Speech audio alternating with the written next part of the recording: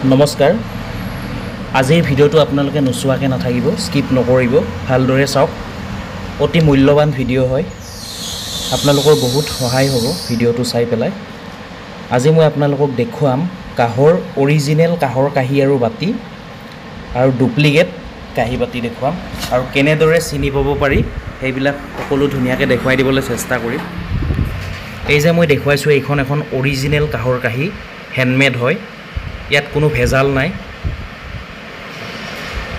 এয়া সব বেক সাইডত হাতুৰিৰ কোবৰ চিন আছে নিখুত কাহৰ হয় এইখন কিন্তু এই ধুনিয়া বাতিটো যে দেখিছে এইটো কিন্তু সম্পূৰ্ণ ডুপ্লিকেট হয় ইয়াত 1% কা নাথাকে সবচোন দেখিবলৈ বহুত ধুনিয়া হয় আৰু হ্যান্ডমেড হয় কাহিখন চাওক এবাৰ কাহিখনো হ্যান্ডমেড হয় কিন্তু এইখন ডুপ্লিকেট হয় আপোনালোকে এনেকুৱা কিছুমান ডুপ্লিকেট কোৱালিটি আছে এটো মই লো কোৱালিটি দেখুৱাইছো আপোনালোকক বহুত ভাল কোৱালিটি আহি গৈছে এতিয়া মাৰ্কেটত কিন্তু আপোনালোকে কেতিয়াও ধৰিব নোৱাৰে দেখাত একদম একেই থাকিব বাতিটো সব বহুতে ধৰিব নোৱাৰে কিছুমানে হয়তো জানে আৰু তেওঁলোকে চিনি পায় তেওঁলোকৰ কথা বেলেগ কিন্তু সাধাৰণতে বহুত মানুহে ধৰিব নোৱাৰে আসলতে ডুপ্লিকেটটো এয়া সাউন্ডটো চাওকচোন সাউন্ডটো চাওক মই আপোনালোকক আজি সাউন্ড বিলাক দেখুৱাই দিম এতিয়া মই অৰিজিনেল এটো অৰিজিনেল কাহৰ বাতি হয় হাতে তৈয়াৰ কৰা এটো সাউন্ডটো চাব অলপ হলেও ডিফাৰেন্স পাইছে নে আৰু কিছুমান এনেকুৱা কোৱালিটি আছে ধুনিয়া সাউন্ডটো আপোনালোকৰ বহুত দেৰিলৈকে বাজি থাকিব যদিও ডুপ্লিকেট হয় সাউন্ডটো মানে বহুত দেৰিলৈকে বাজি থাকিব আজিকালি সাউন্ডটো আপোনালোকে কোনটো অৰিজিনেল কোনটো ডুপ্লিকেট ধৰিব নোৱাৰে কিন্তু আপোনালোকক মই আজি যি কম সঁচা কথা কম আপোনালোকে চিনি পোৱাৰ এটা উপায় আছে কাহৰ বাচন আপোনালোকে নেমু টেঙা নাইবা যিকোনো টেঙাৰে ধুলে সফা হ'ব খুব ধুনিয়া কালাৰ কেতিয়াও চেঞ্জ নহয় ভালে থাকিব সদায় বগা হৈ যাব কিন্তু যেটো ডুপ্লিকেট হেতু নেমু টেঙা বা যিকোনো টেঙাৰে যেতিয়া আপোনালোকে ধুই দিব এবাৰ ইউজ কৰি যেতিয়া ধুই দিব তেতিয়া কিন্তু সেইখন কোলা পৰি যাব নাইবা ৰঙা পৰি যাব বিভিন্ন ধৰণৰ লেতেৰা কালাৰ আহি যাব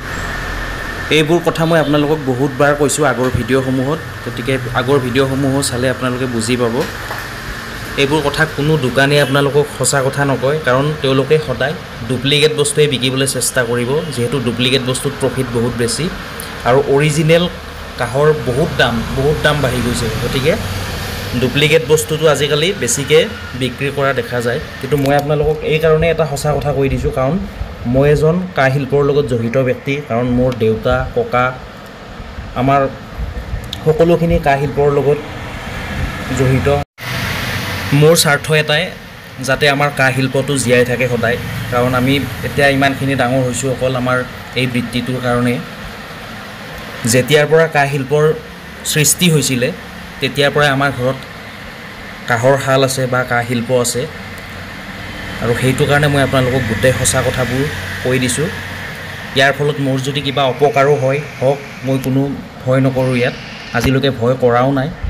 কোনোবাই বেয়া পালেও পাওক মোৰ কোনো আপত্তি নাই মই আপোনালোকক সঁচা কথা কৈছো আৰু আমাৰ প্ৰতিষ্ঠানলৈ অহা সকলো ব্যক্তিকে জানে আসলতে কোনটো আসল কোনটো নকল খুব ভালদৰে তেওঁলোকক মই বুজাই দিবলৈ চেষ্টা কৰো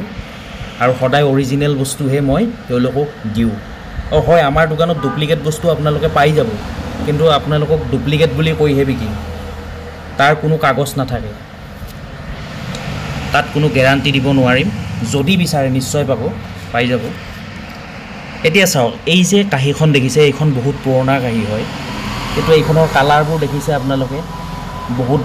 দাগি হৈ গৈছে এইবিলাক চাওক সেউজীয়া দাগ কিন্তু সেই বুলি এইটো আপোনালোকে নেভাবিব যে এইটো ডুপ্লিকেট কাহি হয় এইখন সম্পূৰ্ণ শুদ্ধ কাহৰ এখন কাহি হয় পুৰণা কাৰণে অকমান দাগ হৈছে কিন্তু এই দাগবোৰ সম্পূৰ্ণ সাফা হৈ যাব নাইবা এখন নতুনকৈ আমি বনাই পেলাম ভাঙি চিঙি পেলাই আকৌ নতুনকৈ বনাব পাৰিম যেহেতু কাটো সম্পূৰ্ণ শুদ্ধ কাহ ইয়াৰ পৰা ধুনিয়া কাহৰ যিকোনো বস্তু তৈয়াৰ কৰিব পৰা যাব নতুনকৈ কিন্তু ডুপ্লিকেট বস্তুটো একো কামত নাহে তাৰ পৰা একো তৈয়াৰ কৰিব নোৱাৰি গতিকে তাৰ কোনো ভ্যালুৱে নাই পুৰণা কাহৰ ৰিসেল ভ্যালু আছে আপোনালোক সকলোৱে জানে এইবিলাক আমি ভাঙি চিঙি ধুনিয়াকৈ আকৌ নতুন কৰি বনাব পাৰিম কিন্তু যিবোৰ ডুপ্লিকেট সেইবোৰ কোনো কামত নাহে, সেইবোৰ আপোনালোকে ডাইৰেক্ট পেলাই দিব লাগিব আৰু তাতকৈ বেলেগ উপায় নাই।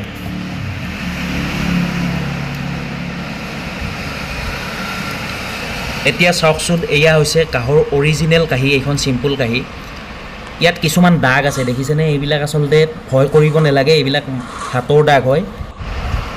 অৰিজিনেল কাঁহৰ কাঁহীত অকণমান দাগ থাকিবই, কাৰণ এইখিনি কাম কৰা মানুহৰ হাতৰ দাগ হয়। এইবিলাক এবাৰ ধুলে আপোনালোকৰ ধুনীয়া চাফা হৈ যাব। আৰু ধোৱাৰ নিয়মটো মই আপোনালোকক কৈ দিছোঁ। প্ৰথমতে আপোনালোকে দোকানৰ পৰা কাঁহীখন কিনি নি যদি দাগি থাকে, অকণমান নেমু টেঙাৰে ভালদৰে ধুই দিব, তাৰপিছত দেখিব একদম চিকচিকীয়া ধুনীয়া হৈ জিলিকি থাকিব কাঁহীখন। কিন্তু ডুপ্লিকেট বস্তু ধুই দিলে লগে লগে ক'লা পৰি যাব বা ৰঙা পৰি যাব, কাৰণ ডুপ্লিকেট বস্তুত টেঙা পৰি যোৱা মানে সেইখন ধ্বংস হৈ যোৱা। এতিয়া এয়া চাওক, এয়া কিন্তু সম্পূৰ্ণ ডুপ্লিকেট বাতি হয়। এইটোও ডুপ্লিকেট হয়, কিন্তু দেখাত একদম ধুনীয়া, একদম চিকচিকীয়া, একো দাগি নহয়, দাগ চাগ লাগি থকা নাই। আৰু এয়া চাওক, সম্পূৰ্ণ শুদ্ধ কাঁহৰ পৰা তৈয়াৰ কৰা দুটা বাতি। ইয়াত কিন্তু অকণমান হাতৰ দাগ আছে, কিন্তু থাকিলেও এইটো 100% অৰিজিনেল। গতিকে আজিৰ ভিডিঅ'টো ইমানে। আশা কৰিছোঁ আপোনালোকে এই ভিডিঅ'টোৰ জৰিয়তে 1% হ'লেও আপোনালোকৰ কিবা এটা সহায় হ'ব বুলি মই ভাবিছোঁ। আৰু যদি আপোনালোকেও ভাবিছে যে আপোনালোকৰ 1% হ'লেও মোৰ ভিডিঅ'টোৰ জৰিয়তে সহায় হৈছে, তেতিয়াহ'লে আপোনালোকে অনুগ্ৰহ কৰি এটা লাইক কৰিব আৰু কমেণ্ট কৰি জনাব। মোৰ হয়তো কথা কওঁতে কিবা ভুল হ'বও পাৰে, তাৰ বাবে মোক বেয়া নাপাব, আপোনালোকে মাফ কৰি দিব। মই আপোনালোকক যিমানখিনি জানো বা ক'ব পাৰোঁ সেইখিনি সকলো আপোনালোকক কৈ দিছোঁ, কাৰণ মোৰ স্বাৰ্থ এটাই আপোনালোকক কৈছোঁৱে, কাঁহ শিল্পটো যাতে জীয়াই থাকে। আৰু কাঁহ শিল্পটো জীয়াই ৰাখিবলৈ আমি সকলোৱে চিন্তা কৰিব লাগিব, যিহেতু এইটো অকল আমাৰেই নহয়, এইটো সমগ্ৰ অসম তথা সমগ্ৰ ভাৰতৰ এটা শিল্প হয়। যিটো শিল্প অসমৰ বাহিৰে বেলেগত আছে যদিও আমাৰ অসমৰ নিচিনা উৎপাদন কৰিব নোৱাৰে বা অসমৰ নিচিনা ধুনীয়া কোৱালিটি ক'তো পোৱা নাযায়। আৰু এয়া কেৱল মই কোৱা কথা নহয়, এইটো ভাৰত চৰকাৰে স্বীকৃতি দিছে আমাক। অসমৰ কাঁহ শিল্পৰ দৰে শিল্প ক'তো নাই, আচলতে বিশ্বত নাই বুলি ক'লেও ভুল নহ'ব। এই যে আমাৰ দোকানত ক্ৰয় কৰা বস্তুবিলাকৰ যে আমি 10-15 বছৰৰ যে এখন গেৰাণ্টিৰ কাগজ দিওঁ, লিখি দিওঁ, কিয় দিওঁ জানেনে আপোনালোকে? কাৰণ কোনো দোকানীয়ে এইটো আপোনালোকক হয়তো লিখি নিদিয়ে, মই জানো, মই জনাত কোনেও লিখি নিদিয়ে গেৰাণ্টিটো। ৰচিদখন দিব চবে, বা ৰচিদ কিছুমানে নিদিয়েও, কিন্তু মই আপোনালোকক বা আমি 15-10 বছৰৰ কাৰণে এখন গেৰাণ্টি কাৰ্ড দি দিওঁ। কিয় দিওঁ? কাৰণ আপোনালোকে যেতিয়া কাঁহী বা বাতি বা কাঁহৰ যিকোনো সামগ্ৰী আমাৰ পৰা ক্ৰয় কৰি ঘৰত এবাৰ ধুই দিব, ধুই দিয়াৰ পিছত যদি বস্তুটো ক'লা পৰি যায় বা বিভিন্ন বেয়া কালাৰ আহি, তেতিয়া আমি আপোনালোকক পইচা সম্পূৰ্ণ ঘূৰাই দিম। কিন্তু আজিলৈকে এনেকুৱা হোৱা নাই আৰু কেতিয়াও নহয়ও, এইটো আমি জানো। ভিডিঅ'টো আজিলৈ ইমানে। ধন্যবাদ।